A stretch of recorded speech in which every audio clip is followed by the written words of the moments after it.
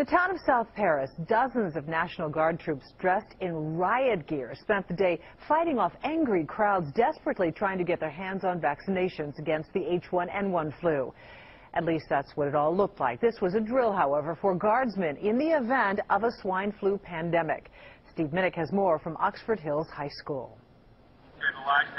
Now, what you see here is a situation these National Guardsmen and police hope they never have to deal with. But there is the possibility, since Oxford Hills High School is a dispensing point for the vaccination. During riots, you know, hey, there's the medicine, we want it now. They're going to overwhelm the local PDs. It's a what-if, worst-case scenario. What if local police were not enough to quell crowds of people so panicked to get a flu shot they turn violent? Well, that is when they'd call in the National Guard. We're treating every situation as it's actually happening. We try to train as we fight, we say in the military. I want you guys to be loud and boisterous. All right, cause some confusion. This drill's designed to look and feel as realistic as possible, right down to the actual pepper spray and live tasers. These guardsmen don't know what to expect, while most of the crowd pelt them with eggs and bottles. Ryan Levesque pretends he's just an innocent onlooker. Eventually, though, he unsuccessfully attempts to break through the defense. The whole time they thought I was a student here, and I jumped that fence. They find out I'm on 4, and they're going to be pretty upset. In this drill, the trouble's created by people showing up without proper ID or living outside the designated vaccination area. All potential real-life scenarios. Ultimately, the Guard makes many arrests and is forced to shut this vaccination site down. Hopefully not real at all, but we will train just in case we are caught up for something to happen. Now, they say this is not to suggest this is how they expect Mainers to react, but the bottom line, they say, these troops need to be prepared for anything. In Paris, Steve Minnick, News 8. What you just watched is a typical example of a PSYOP, psychological operation. The military goes out there, they do a drill with volunteers, where the volunteers want the swine flu vaccine. And of course, it's just practice, and they probably don't ever expect this to happen, but they show it on the news and everything. You know, so when a good fraction of the American people right now don't want the vaccine and wouldn't take the vaccine, they see this news clip, and in their subconscious brain, the gears start working of, oh, maybe I need the vaccine, maybe I need to take it. This is typical government psychological attack. They've mastered this technique over the years. So the swine flu, here we go. This is really critical, and like I mentioned before, you're seeing this all over the news every day. We're almost ready for the vaccines. They'll be ready in September. The schools are going to give you the vaccines. They're going to be mandatory, blah blah blah. And a lot of people still don't really know what's going on. They haven't even thought in their mind. They haven't even begun a discussion of the vaccine. I ask people all the time, are you going to take the vaccine? Most people ask me, what vaccine? Or when I tell them the swine flu vaccine, they say, oh, I don't know. Well, it's likely that if you have that kind of approach, unless you really do a crash course in what's going on soon, then you probably will take the vaccine. So anyway, enough chit chat. Let's get to some facts about the swine flu, about the flu in general. First of all, how did it start? It started in Mexico, and it started in the middle of winter. That's the first red flag. Flus usually start towards the end of summer. They sort of get steam in the fall. They start in the fall. They get steam going into the winter. This started in the middle of the winter. That already doesn't make any sense. So then also, what do we have, thus far this whole time? Well, in the U.S. we've got about 500 deaths. Certainly nothing to laugh at, but you have to take it into context. The regular seasonal flu, by the CDC's own admission, Center for Disease Control, the seasonal flu, the flu that we hear about all the time, kills on average about 36,000 people a year in the U.S. And here we have a swine flu that's only killed 500, and there's mass hysteria, vaccines, everyone's got to take them and whatnot. So that's red flags all over the place. Here's what Mike Adams said. They call him the Health Ranger. He has his own website. Very learned, researched person in all the health fields and whatnot. As to the origin of the swine flu, and it's a misnomer to call it the swine flu. First of all, if you've read any of the articles closely, any of the specific reports, it's actually 1 part swine, 1 part human, and 2 part bird flu. All a very complex mix. And Mike Adams, talking about how this flu strain had to come about naturally, said the following, and I quote, "It means an infected bird from North America would have had to infect pigs in Europe, then be reinfected by those same pigs with an unlikely cross-species mutation that allowed the bird to carry it again. Then that bird would have had to fly to Asia and infected pigs there, and those Asian pigs then mutated the virus once again while preserving the European swine and bird flu elements to become human transmittable, and then a human would have had to catch that virus from the Asian pigs in Mexico and spread it to others." This sounds outrageous, but it's true. You know, a lot of virologists and different doctors have said the same kind of thing. And another point, you know, from day one, the World Health Organization was telling us, you know, expect the pandemic to flare up again in the next fall and winter, as if they had some kind of, you know, portal into the future. And that goes against common scientific knowledge that as a virus like this spreads, as it mutates, it actually loses its intensity and loses its punch. Instead, we're led to believe the opposite. So, you know, red flags all over the place. I'm just getting started explaining all these red flags. You know, people might say, so what are you saying? The U.S. would engineer this in a lab? Well, I'm not saying anything because I don't know, but there is a history there of just that.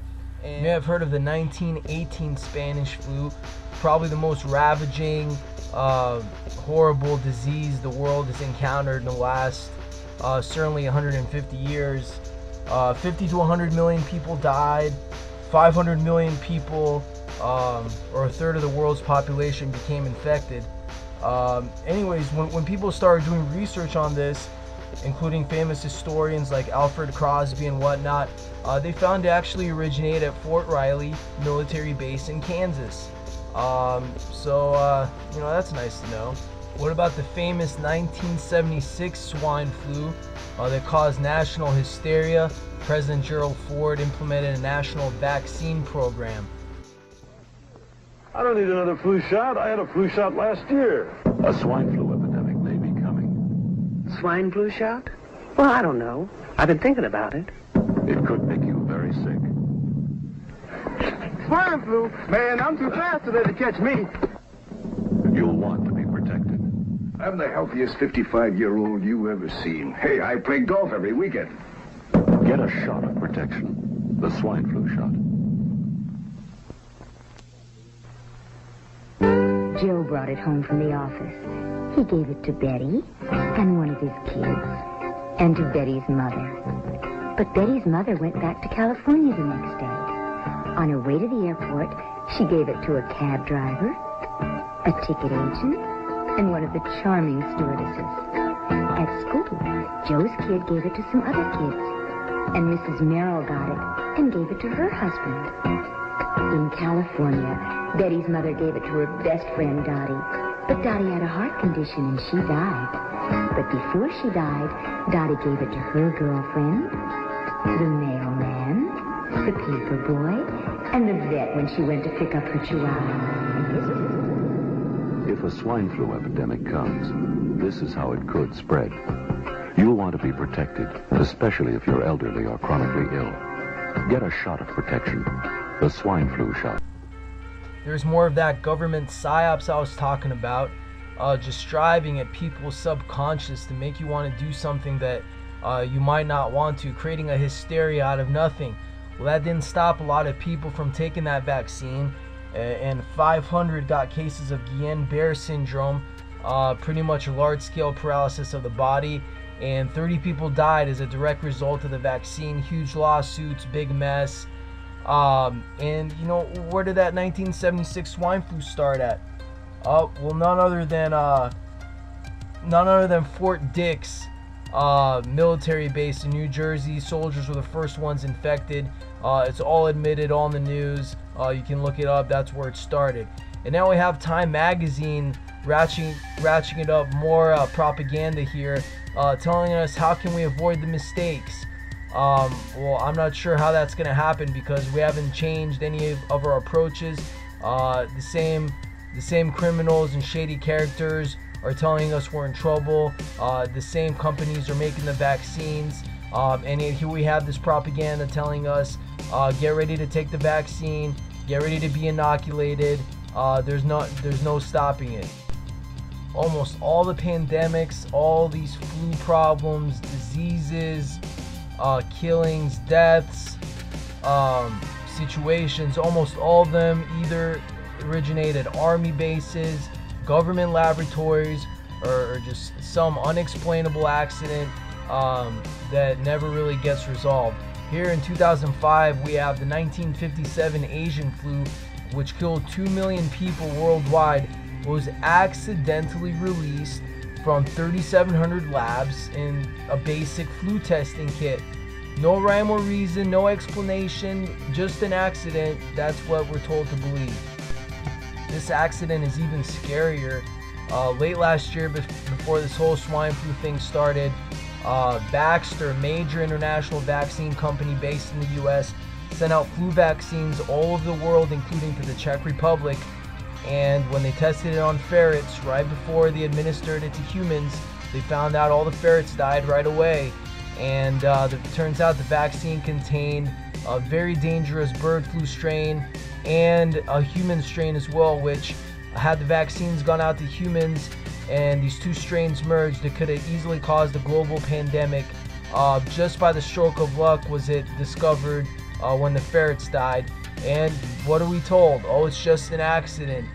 Even though these vaccines undergo the highest levels of security, and when the swine flu broke out, Baxter happened to be one of the first companies that we contacted, the US that is, to find a swine flu vaccine. You just can't make this stuff up. Now let's backtrack to 1975, when the Church Committee admitted in front of Congress that they uncovered a CIA memo about stockpiled chemical agents and toxins at Fort Detrick. They planned on using all of these materials, which included anthrax, encephalitis, tuberculosis, lethal snake venoms, shellfish toxin, and half a dozen lethal food poisons, which the committee learned had been shipped in the 1960s to Congo and to Cuba to try to assassinate Patrice Lumumba and Fidel Castro. Unsuccessful attempts by the CIA. Then the San Francisco Chronicle reported on January 10th, 1977 that CIA operatives linked to anti-Castro terrorists introduced African swine fever virus into Cuba in 1971. It was the first time this flu hit the Western Hemisphere, and the UN called it the most alarming event of 1971. Cuba responded by slaughtering 500,000 pigs. And then an intelligence source also told the Chronicle, quote, that early in 1971 he was given the virus in a sealed, unmarked container at Fort Gulick, an army base in the Panama Canal Zone. The CIA also operates a paramilitary training center for career personnel and mercenaries at Fort Gulick. The source said he was given instructions to turn the container with the virus over to members of an anti-Castro group. And then all of these different shady events started sort of a wave of diseases and problems in Cuba. In 1980, they got hit with swine flu again. Their tobacco crop was destroyed by this mysterious blue mold, and sugarcane crops were hit by a damaging rust disease. By 1981, the Cuban population had hemorrhagic dengue fever, a devastating disease transmitted by mosquitoes. 158 people died, 300,000 were infected. 3 different kinds of mosquitoes sort of appeared on all the different parts of the island at the same time. Really a natural way for that to happen. So this is all declassified, all documented stuff. This doesn't even get into the countless declassified experiments that our government has done to volunteers, to unwilling individuals. Just consider their Operation McUltra, where they blasted people with LSD gases, sexual experiments. This is all declassified. Then transitioning from McUltra, they used some of their findings there to drop light bulbs. The U.S. Army, this is all declassified, dropped light bulbs filled with Bacillus subtilis, I believe a kind of bacteria, through ventilation into the New York subway system, exposing more than 1 million people to the bacteria. Then just another example, in 1978, the CDC started hepatitis B vaccine testing for the first time, and they happened to choose gay men in New York City. Just suddenly, years later, 20% of those infected, of those tested with that vaccine, developed HIV. Then they took the hepatitis B vaccine trials to San Francisco and to LA. And by 1982, 30% of the people, 30% of the gay men that were subjected to the hepatitis vaccines had AIDS. And magically, New York City, San Francisco, and LA were the main origins of AIDS in the U.S. So this is all documented. It's not, you know, a lot of it might sound shocking, but this is information that you need to research for your own, because it's there and it provides a good context with what we're dealing with today. You know, history may not repeat itself, but it definitely rhymes. And if you're not informed, by the time you realize what's going on, it's going to be too late. You know, as you can see, I'm a little hairier than I was in the economic video. That's because this whole past week, it took me a week longer to make this DVD because so much stuff keeps coming out about the swine flu, and it's just every day different articles. I mean, it's really right around the corner, and I wanted to get some of these to you. Before I do that, I'm just gonna get into the specifics. Now that you know the kind of history that the U.S. has, you know, with covert vaccines and different types of things, you really need to know what's admittedly in the regular flu vaccine, and also in the swine flu vaccine, and then some latest developments. Let's start with regular flu shot. What's in it anyway? Well, we've got some egg protein and some bird flu contaminated viruses. That's nice. We've got formaldehyde, a known carcinogen, toxin, neurological poison. We've got resin, which is a known allergen. And then we've got the mercury, thimerosal, which contains it. Mercury, the known neurological poison and toxin. We've got a little bit of detergent, a little Tide. Well, it's really Triton X100, but pretty much the same thing. There's an antibiotic. Oh, that might not be so bad, but who knows? We've got an allergen here, causing infertility in mice. That's lovely. We've got some sugar, well, probably the least harmful thing in here. And then we have another known allergen. So just a concoction of crap, basically. And not only that, but I mean, you could see how this not only might not help, but might actually be harmful. And so what do the studies show? What do the research show? Do the flu shots help babies avoid the flu? Not at all. When the studies have been conducted, they show that the babies react about as well to the flu shot as to a sugar pill. It does nothing for them. What about kids with asthma? It doesn't help them at all either. Mayo Clinic studies and lots of other studies have shown this. Go a little further. And what about adults? Well, it helps them a little bit, but not much either. About 6% of adults benefited from the vaccine, and that's hardly good enough reason to have masses and masses of people run to get their flu shots every year. And finally, in the elderly, well, as you can tell with the pattern here, it didn't help them either. So this is what we're dealing with. This is the regular flu shot. Now, what about the swine flu shot? It contains a lot of the same stuff. We don't even know most of the ingredients in it. What we do know is it does have mercury, out admitted thimerosal, the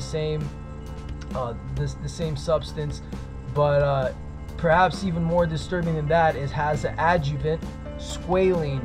Now, what an adjuvant is, it's sort of a diluting solution that they have to put in there for every small amount of the actual virus that goes in the vaccine. And it just so happens that this adjuvant, squalene, is pretty much paralyzed all the rats that they do tests on, and has even been linked to Gulf War syndrome. So this is one of the main ingredients in the swine flu shot that everyone is telling us we absolutely must go get.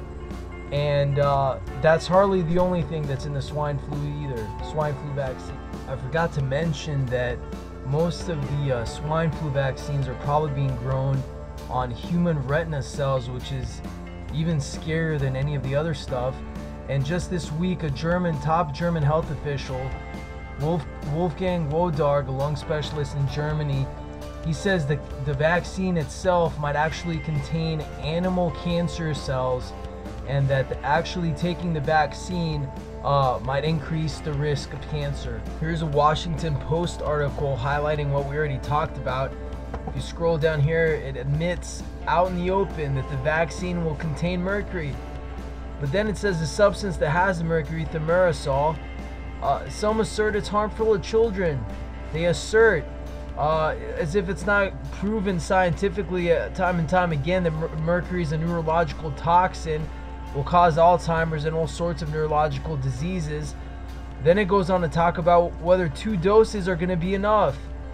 Is it going to be enough to stop the swine flu that hasn't barely killed anybody compared to the regular flu?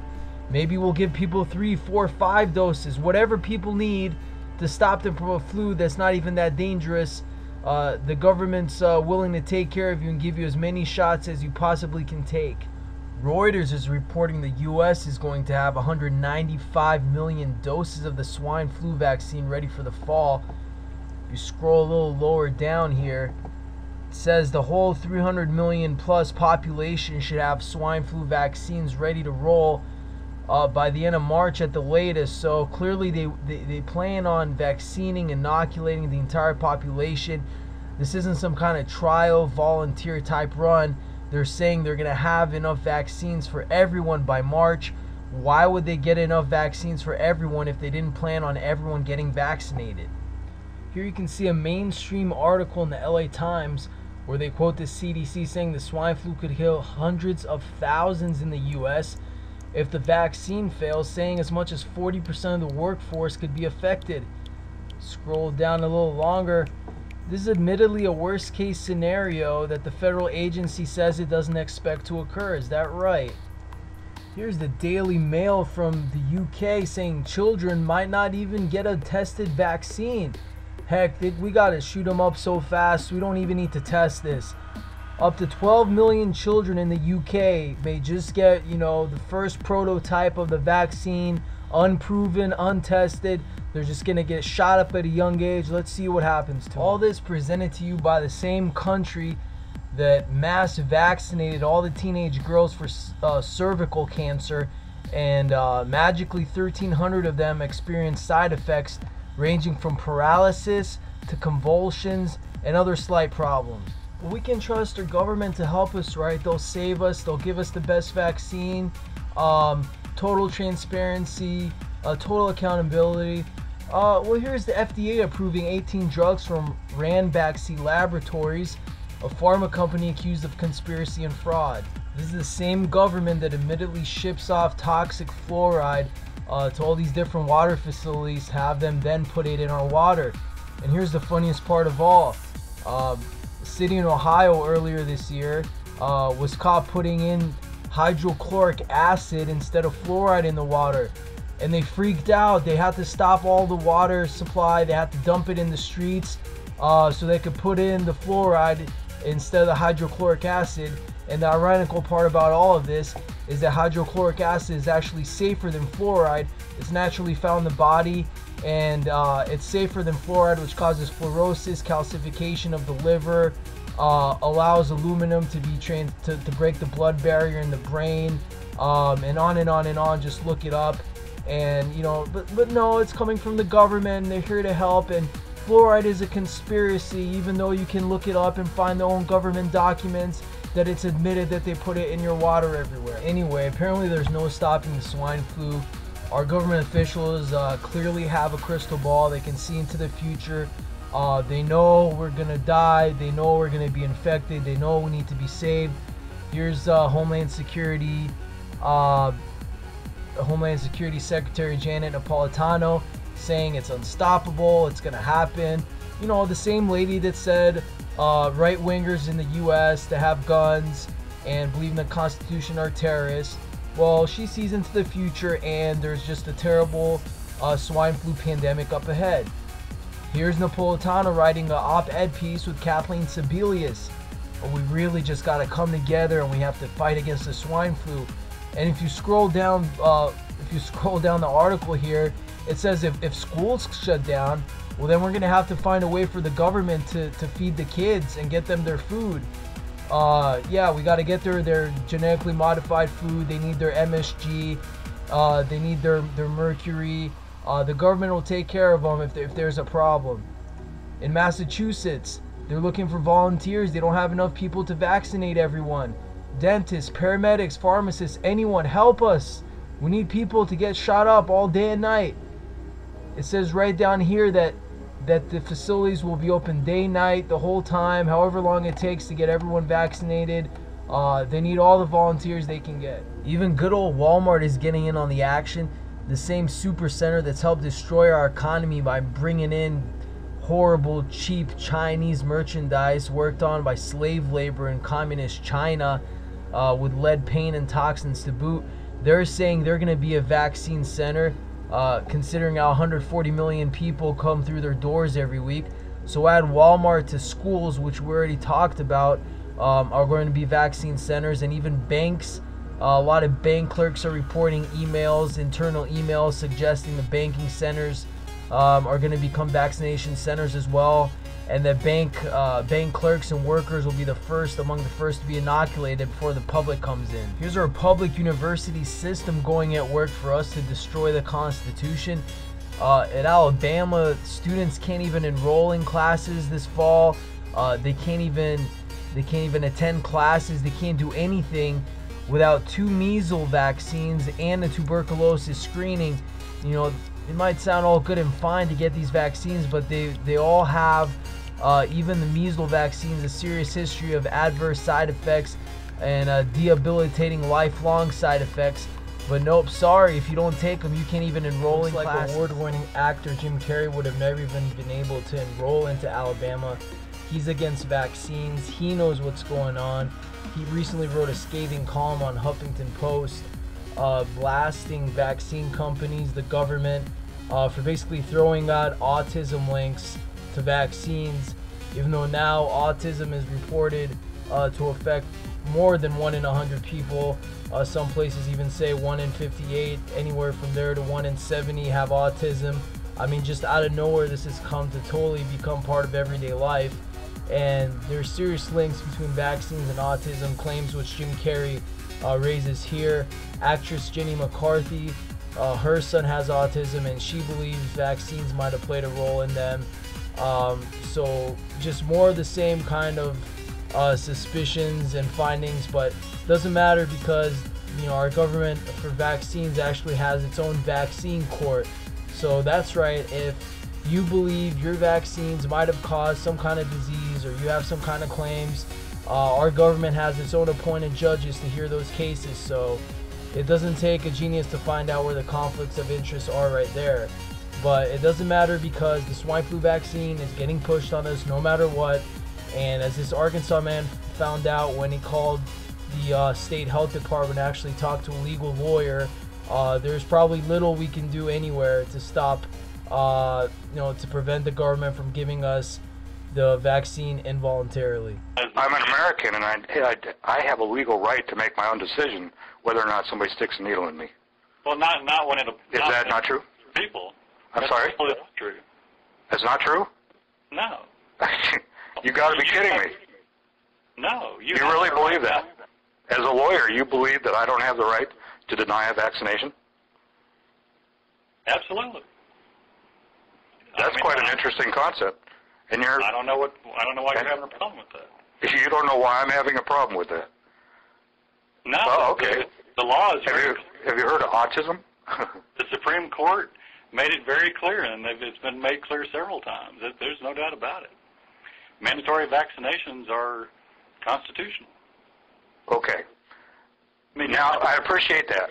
I don't appreciate it, but if that's where we're at, then I need to find out how I can say no. Well, that's what I'm really interested in. Okay. Because my religion doesn't allow it, personally. Okay. Well, then that's really immaterial as far as whether it's constitutional or not. But no, because I'm an American and have a religion. It doesn't matter. It doesn't matter. You could be any religion you wanted. If the legislature mandated a certain vaccine, it would be mandated for everyone. Okay. Now, the only reason you have right now a philosophical or religious exemption available in Arkansas is because the Arkansas legislature decided to put that in the law. Had they decided not to put that in the law, there would be no religious or philosophical exemptions. Okay. And medical exemptions are a different thing. You know, but no, I mean, they're constitutional. There's no question about it. There's no question about it. That's quite an interesting statement, actually. Have you read the Supreme Court cases? I don't have. That's not the only thing. I would like to, yeah. If you can refer me to those. Sure. Because they're unconstitutional. The seminal case is Jacobson versus Massachusetts. Jacobson. Okay. So back to versus Mass. Okay. Basically, I am trying to find out how I can protect myself from mandatory vaccination, from mandatory vaccine. Is the paperwork that I've been sent, which talks about children and exempting them from school, and doesn't have an area for other where I can fill in the vaccine that I don't want. So the paperwork isn't up to speed, is what I'm saying. But there's no vaccine that applies to you. What vaccine are you being required to take? Well, if you read the CDC pages, very soon it is very possible that the H1N1 will be mandatory. Very possible. And if it is mandatory, and there's not an exemption that applies for that vaccine, then it would be mandatory. It would be mandatory, i.e. how? Enforced by law? Like somebody stick a gun in my face and say I'm going to take it? Is that what you're saying? Read Jacobson. No, you could be criminally held liable. You could be for not taking the swine flu vaccine. That's what you're telling me. You're talking about a hypothetical because it's not mandatory. Well, have you read the CDC page? You've asked if I read the Supreme Court page. Have you read the CDC page that your website is connected to? But I can tell you that Arkansas has no mandatory swine flu vaccine. But in an emergency, if the CDC dictates it, is that not what you're saying, overriding that and saying I will be? That's where my gray part is that I don't understand. Well, that's why I'm not calling you just to chat. I'm calling you for your legal understanding, because I wouldn't waste your time. If the CDC had a nationwide mandatory flu vaccine requirement, and you would have to take that up with the federal authorities, and our exemption forms would have nothing to do with it. Those are state forms based on state law. So I need a federal. Yeah, I need a federal exemption form. These state forms I'm wasting my time with. Yeah, the state form would do no good if the CDC somehow mandated nationally an emergency. Right. Because you know we're under a CDC, we're under a health services declared anthrax emergency as we speak.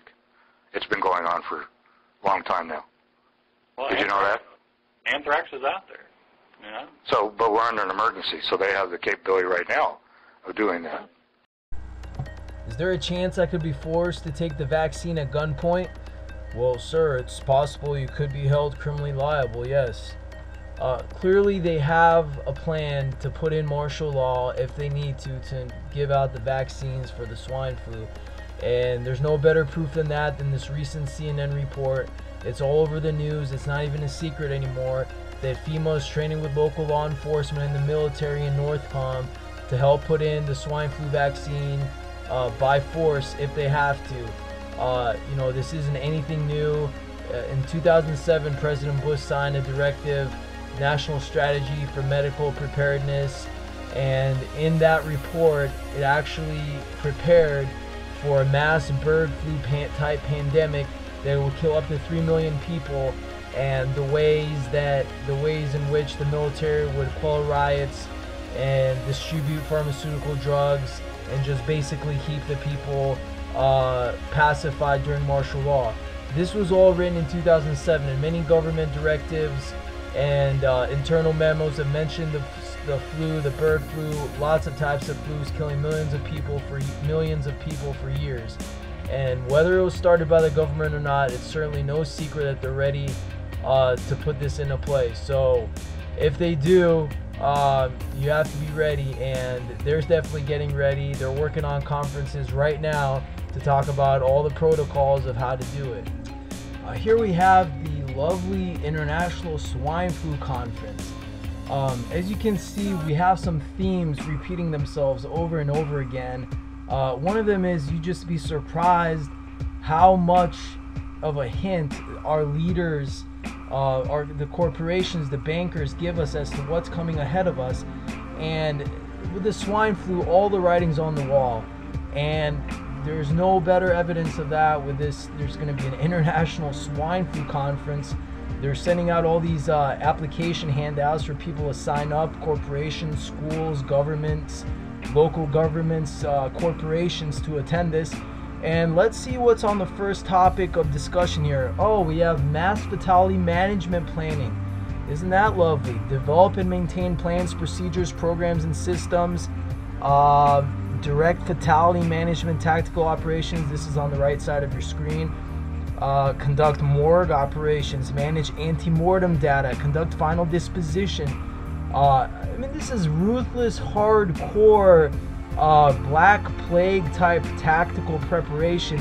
I mean, this isn't some, you know, this isn't some minor emergency they're getting ready for. I mean, they're planning for a major catastrophe, epidemic, pandemic situation, and it's right here in front of you. You go a little lower, they're going to talk about psychological issues, the public's distress of exposure and safety, breakdown of public services and utilities, a medical supply shortage, unwillingness to follow government orders. Of course, you know, they know the people will be riled up about it, and they have all the troops ready to just roll out on the streets when that happens. And that's why this is going to be a great segue into the martial law segment, because it's interconnected with the swine flu. They're not going to be able to do a mandatory vaccine without troops on the streets, because there are so many people that are informed that will fight against it. So there's going to be a push that's going to come to shove, and you're going to have a lot of decisions to make. Just know what's going on. You know, they're getting ready for these things, and we should all be educated and know what they're up to and what they're getting ready for.